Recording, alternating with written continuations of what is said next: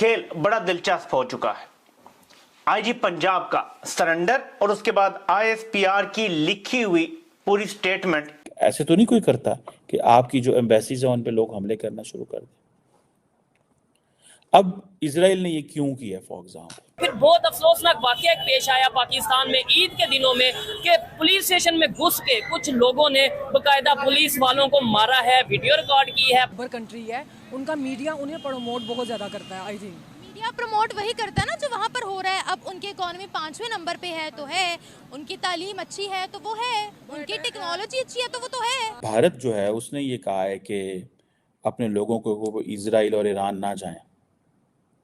अब भारत फैक्टर इसमें यह है कि भारत बहुत तेजी से ये एक बात कर रहा है। दूसरी तरफ 1947 में भारत से अलग हुआ पाकिस्तान भीख का कटोरा लेकर के दुनिया के अंदर भीख मांगता हुआ दिखाई दे रहा है। योगी जी वो ये ना जो गंजे से और ऑरेंज कपड़े पहनते हैं। हाँ बिल्कुल बिल्कुल। उनकी एक बात मुझे बड़ी अच्छी लगी। क्या चीज चाइना की है, वो पाकिस्तान का एक हमसाया ममालिक है, लेकिन पाकिस्तान इस वक्त कोई तरक्की नहीं कर रहा। दूसरे ममालिक कितने हाई लेवल पे चले गए हैं, वो हर लिहाज से तरक्की कर रहा है। पाकिस्तान ममालिक में बच्चा ना पढ़े तो उसे कहते हैं जी जाए छोड़ दें, आप काम पे डाल देते हैं। कि हाल ही में बहावलनगर में एक अफसोसनाक वाकया पेश आया। वाकये का फौज और पुलिस हुकाम की मुश्तरका कोशिशों से फौरी तौर। ईरानी जो फॉरेन मिनिस्टर हैं उनके पास कोई चॉइस है? पहले तो आप अगर ईरान का इंटरनल सिस्टम देखें तो IRGC एंड आयतुल्ला खामनाई जो हैं they operate in a completely different environment. Muslim की फ्रेंडशिप मुस्लिम से हो सकती है। अच्छा। उसको अपने बच्चे को मैंने बोला कि बेटा फ्रेंडशिप के लिए मजहब नहीं देखा जाता।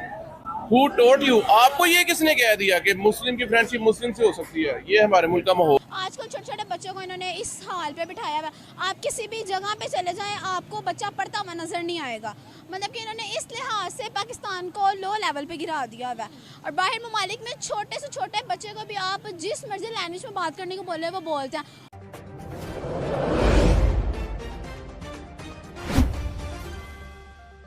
वीडियो रिकॉर्ड कर रहे हैं, आपने सुना ही है कि योगी आदित्यनाथ सीएम है, उन्होंने स्टेटमेंट दी है, पाकिस्तान के हवाले से जिक्र किया है कि पाकिस्तान भीख का कटोरा लेके मुख्तलिफ कंट्रीज में जा रहा है और हम फ्री राशन दे रहे हैं 80 करोड़ लोगों को। क्या कहना चाहेंगे, एग्री करते हैं इनकी बात से या क्या अपनी ओपिनियन देंगे?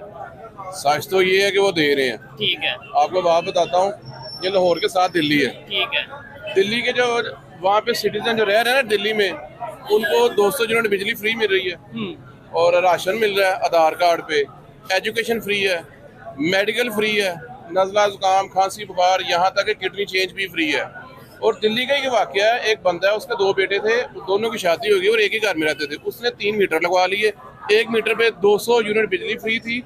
10 माह बाद उसने कोर्ट में जाके चैलेंज कर दिया या केस कर दिया और उसने कोर्ट को बोला कि जज साहब मुझे 600 यूनिट बिजली फ्री है जबकि मेरे कंज्यूम हो रहे हैं 200 यूनिट्स। अच्छा। और 10 माह में मेरे 4000 यूनिट जो है ना इंडिया के वापडा की तरफ है, ड्यू है, मुझे उसके पैसे लेके दें। अच्छा, यानी कि वहाँ की फ्री बिजली मिल रही है लेकिन उसे हमने यूज नहीं किया तो उस फ्री बिजली की जगह पे पैसे दिए जाए। जी, और वहाँ की कोर्ट ने वहाँ के इंडियन वापडा से पैसे लेके उसको दिए। ठीक है, ये बात है। अच्छा, ये आपने खबर कहाँ से पढ़ी? मुझे इस बात का नहीं पता, देखने वाले जरूर बताएं। मुझे नहीं लगता ऐसा होगा कि भाई एक तो फ्री चीज मिल रही है और उसके ऊपर भी जाके केस कर दे और फिर पैसे भी मिल जाए। मुझे ऐसा नहीं लगता, देखने वाले बताएंगे। अच्छा, योगी जी की स्टेटमेंट के हवाले से आप क्या कहना चाहेंगे? क्या आप पहले तो बताएंगे, जानते हैं, कभी आपने वीडियो या कोई सोशल मीडिया पे या टीवी पे देखा हो? योगी जी वो ये ना जो गंजे से और ऑरेंज कपड़े पहनते हैं। हाँ बिल्कुल बिल्कुल। उनकी एक बात मुझे बड़ी अच्छी लगी। क्या? उनसे किसी ने कहा कि जी आपकी सिस्टर है वो बहुत पुअर है और आप सीएम है, आप उसके लिए कुछ करते क्यों नहीं? ये मैं पाकिस्तान में हूँ और मैं यूट्यूब से देखता हूँ। ये कोई रिपोर्टर उनसे सवाल कर रहा था तो योगी ने आगे से पता कहा, उसने कहा भाई मेरे स्टेट की इतनी पॉपुलेशन है, ये सारी पॉपुलेशन मेरे बहन भाई हैं, मेरे बच्चे हैं, मैं अपनी एक बहन को देखना सारी स्टेट को देखूं। जबरदस्त। मुझे उसकी ये बात बड़ी पसंद लगी, बहुत अच्छी लगी। नहीं, क्या बात है, शायद इसी वजह से देखे ना वो आगे जा रहे हैं, डेवलपमेंट की तरफ जा रहे हैं, ये भी रीजन है। और इसके अलावा क्या समझते हैं कि 1947 का उन्होंने जिक्र किया, हम तो हर वीडियो में कहते हैं कि आज इंडिया कैसे आगे चला गया, कैसे हम पीछे रह गए, ये चीजें उन्होंने कहा कि 1947 में यानी कि पाकिस्तान अलग हो गया, वो पाकिस्तान अलग होने का मकसद पूरा होता नजर आ रहा है। आजकल जो हालात हैं इनमें तो मकसद पूरा नहीं हो रहा। ये मकसद थोड़ी था हमारा मकसद था कि भाई एक मुस्लिम स्टेट अलग होएगी। अच्छा। ये अपने जो मजहब के मामला हैं वो खुल डुल के करेंगे। है कि अपने लोगों को वो इजराइल और ईरान ना जाएं। अब भारत फैक्टर इसमें ये है कि भारत बहुत तेज़ी से ये एक बात कर रहा है कि जी हमारी जो सप्लाई चेन है वो मुतासर ना हो। इस सिलसिले में वो जो गल्फ़ ऑफ ईडन है उधर भी काफ़ी ज़्यादा उन्होंने अपनी डिप्लॉयमेंट्स की हैं, रेड सी के करीब बड़ी डिप्लॉयमेंट्स की हैं, ऑन ऑफ अफ्रीका में, ये सारे इलाके में। रिसेंटली आपको याद होगा कि जो इंडिया की नेवी के जो नेवल चीफ हैं उन्होंने ये कहा था कि हमने 15 लाख टन के करीब या 1.5 लाख टन के करीब या कोई इस तरह का दोनों फिगर्स में एक फिगर था कि हमने इतना जो कैरेज है या लगेज जो कैरेज है जो बहुत सारी इंटरनेशनल शिप्स लेके जा रही थी और इंडियन शिप्स पे लेके जा रही थी, हमने उनको हेल्प किया बिकॉज वो बहुत सारे pirates non traditional security challenges को देख रहे थे, सामना था उनका। अब क्वेश्चन ये आता है कि इजराइल ने ईरानी कॉन्सुलेट पे जो हमले किए उसकी क्या इम्प्लीकेशंस हैं। पहली इम्प्लीकेशन तो ये है डेफिनेटली कि सारी की सारी जो सप्लाई चेन है वो मुतासर हो सकती है, क्योंकि ईरान कहता है कि हमने बदला लेना है। जब ईरान बदला लेगा, फॉर एग्ज़ाम्पल जो IRGC है, जो उसके जो नेवी के कमांडर है, वो कह रहे हैं कि ईरान जो है वो स्ट्रेट ऑफ हार्मोज के करीब कुछ चीज़ों को कुछ ऐसे एसेट्स पे हमले कर सकता है जहाँ पे इजराइल की प्रेजेंस है। वहाँ पे UAE भी है, वहाँ पे ओमान भी है, वहाँ सऊदी अरब भी है, वहाँ सारी पर्शियन गल्फ़ के अंदर आपको पता है, दैन अरेबियन सी में जब ये आते हैं तो बहुत सारी ट्रैफिक गुजरती है, बड़ा सारा तेल गुजरता है। अब अमेरिकन जो हैं, सुनने में ये आ रहा है कि वो तमाम मिडल ईस्ट के ममालिक को फ़ोन कर रहे हैं और कह रहे हैं कि आप इसमें मदद करें हमारी, और वो मदद इस तरह करें कि आप ईरान को मना करें।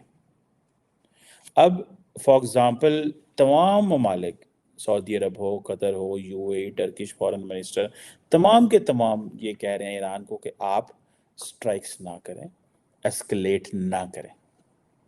अब ये बड़ी जिसे वो कहते हैं ना, बड़ी इंटरेस्टिंग सिचुएशन है। फॉर एग्ज़ाम्पल UK के फॉरेन मिनिस्टर, उन्होंने ईरानी फॉरेन मिनिस्टर को फ़ोन किया और कहा कि ईरान इजराइल पे स्ट्राइक ना करे।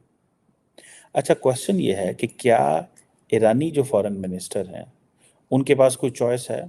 पहले तो आप अगर ईरान का इंटरनल सिस्टम देखें तो IRGC एंड आयतुल्ला खामनाई जो हैं, they operate in a completely different environment.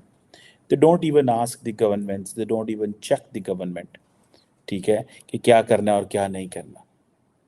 और दूसरी बात यह है कि फॉर एग्ज़ाम्पल मैं मिसाल देता हूँ, UK जो है उसके कॉन्सुलेट पे किसी ने हमला कर दिया, या पाकिस्तान के किसी कॉन्सुलेट पे हमला हो गया, या ईरानी किसी, या इंडियन किसी भी कॉन्सुलेट पे हमला हो गया। अब